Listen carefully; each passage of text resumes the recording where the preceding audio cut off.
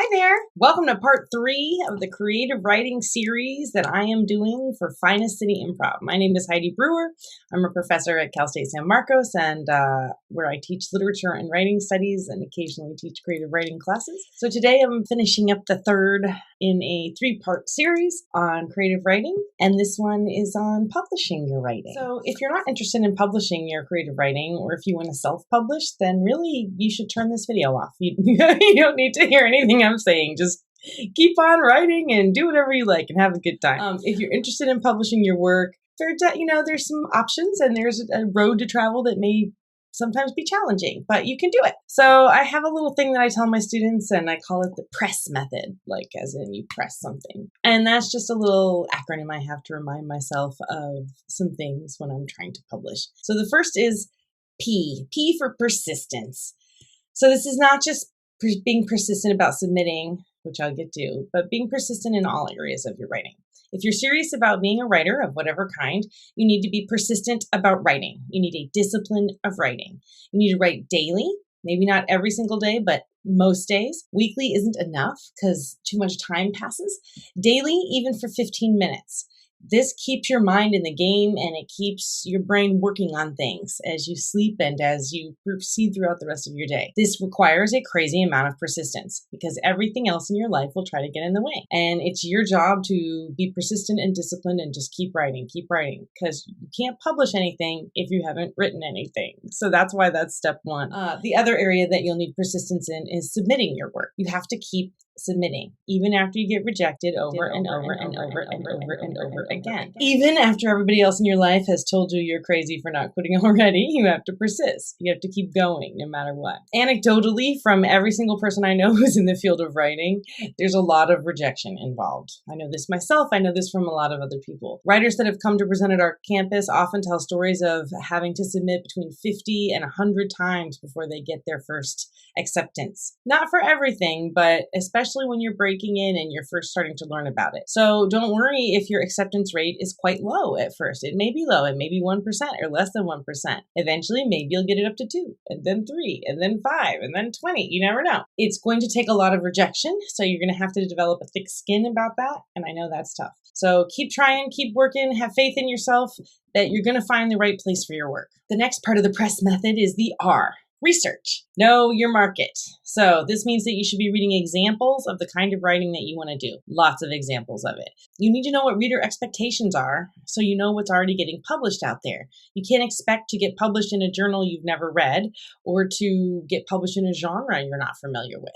I'm not saying that you need to replicate what others do, but you need to understand the framework that exists already and the set of conventions that publishers and audiences are relying on when selecting which books they're interested in and that they want to consume or read or take home. Knowing your market, knowing the genre, the subgenre, knowing like the kinds of journals that publish, reading them, being familiar with them, this is all part of the process. Take your time to do your research about the type of publishing you're doing. Literary publishing has different standards and practices than commercial publishing. So depending on where you kind of want to fall on that spectrum or where your work falls, you need to do the research. Take the time to use the resources that are out there. There's a ton of resources out there. Throughout this video, I'll scroll websites along the bottom that might be useful to you at getting started, and you can take a look at some of those and see how they work. There's a number of different options for publishing creative writing, but one thing that's true across the board is legitimate publishers do not charge to read your work or to publish it.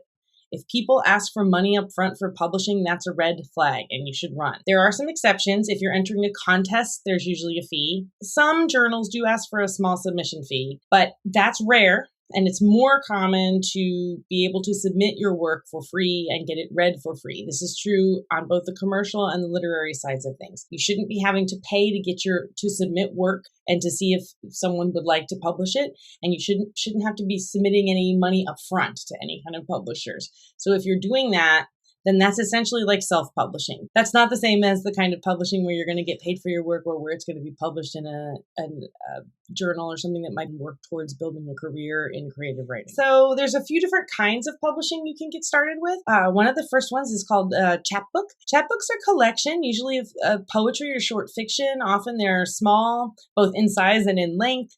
They're often produced by small organizations with an event or a reading series, or sometimes by independent presses. Oftentimes, or sometimes there'll be chapbook contests. That's pretty common, and with the reward or the prize of the contest being both money and publication. So chapbooks are usually not terribly expensive, and the contributors don't often receive money for those, but they're a really good place for new writers to produce experimental work, to get it out there, to get it into the public eye. Then there's a lot of different kinds of contests. Many publishers and literary organizations run genre-specific creative writing contests. These are also a good way to get your work out there, because if you win the contest, then you have something to put on your CV or for future submissions in your letter. Winners often receive a small amount of money, and often the piece will be published in some capacity, which is nice. But as I said, sometimes, most contests require some kind of submission fee, so be careful about how many contests you submit to. Make sure you choose them wisely and you send only your very, very best work. The next common publication option if you're publishing poetry in particular or short fiction is literary journals or literary magazines. So these range from peer-reviewed, which is the literary side.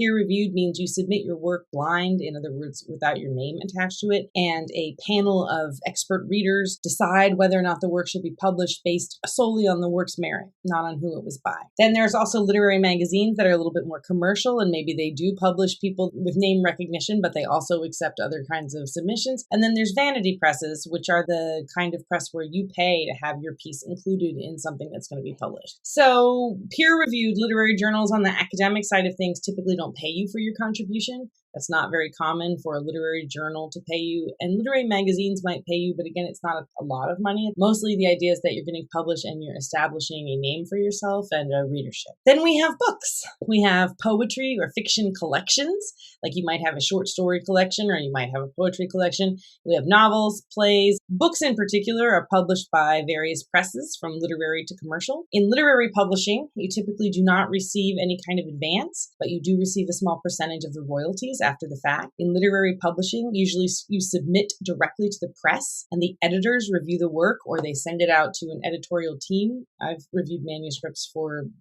various publishers, for example. If it has potential, that review board maybe sometimes requests revisions, or otherwise they give it a go-ahead, or they don't. In commercial publishing, though, you typically submit to a literary agent, and the agent submits to publishers on your behalf. Most commercial publishers don't take unsolicited manuscripts. There are some that do, that take unsolicited manuscripts, but many don't. Many want you to be working with a literary agent first, so they kind of act as a vetting system for the publishing companies. If you sell your work, then you'll receive some kind of advance, perhaps, or percentage. It depends on how your contract works. Agent submissions have their own guidelines and conventions. Make sure that you read about those and do your best. So, E is for embrace feedback. Yeah, it's a little cheaty, I know. But it's E. Show your work to people. Get feedback. Listen to the feedback and revise your work. Don't be afraid to change things. Don't get attached to what you already have. Respect what people tell you. Don't be defensive. In academic publishing, you often have to revise, and that's also true in commercial publishing. So if you're unwilling to change anything or to let go of things that aren't working, then you may not be as successful as you'd hope. Embrace that feedback. Do the things that they say that you're going to do. Keep trying, keep revising, keep working at it. S is for submit, submit, submit. Keep sending your work out. It takes time. You're going to get tons of rejections. Don't be dissuaded. Send it to the next place. Send it to the next place. Send it to the next place. When you submit, be as anal retentive as possible. Read the submission guidelines carefully. Follow all the rules exactly. Pay attention to the details. Do not assume they won't notice. They will notice. If you don't do what they ask and follow all of the rules, you won't even get looked at. You might just get thrown out immediately on principle. It doesn't matter how good your writing is. Check. Double check, triple check, quadruple check your materials. Proofread, double proofread, quadruple proofread. Get your friend to proofread. Make sure you have no errors, no typos, no grammatical errors, no funky accidental formatting or extra spaces. It should be beautiful. It should be perfect. Do not send it until it is ready. Work your butt off until it is, and then send it. For most places, when you submit your actual work and you submit a brief cover letter that says, please consider my work for publication. That's all you need to say. Please consider my work, to list the title for publication. You can say in your journal, or if you've published before in another place, you can say, I have published here, or my work appears in blah. But if you haven't, don't say I've never published before. This is my first time. You don't have to say any of that. Just say, please consider this piece for publication in your journal. Give them your contact info. Thank them for their time. That's it. Keep it short and simple. Your work speaks for itself. If you're in commercial publishing and you're looking to submit to a literary agent, there are tons and tons of websites that offer a lot of advice about how to query the agent, which is what you do. You send them a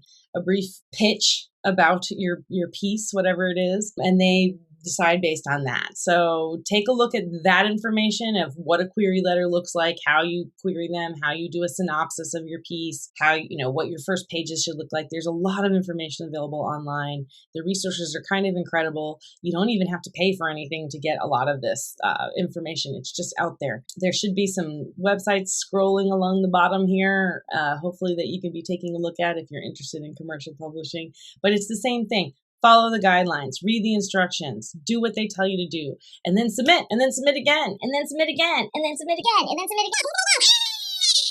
Finally, the last S, stay the course. I know that I'm kind of repeating the first rule, persistent, but it's one that bears repeating. Keep going, keep writing, keep revising, keep submitting, keep writing, keep revising, keep submitting, keep writing, keep revising, keep submitting. Stay the course, keep doing it. You can do it! Thank you so much for your time. I enjoyed meeting and working with those of you that came to the in-person workshops. For those of you that are watching from home, stay safe.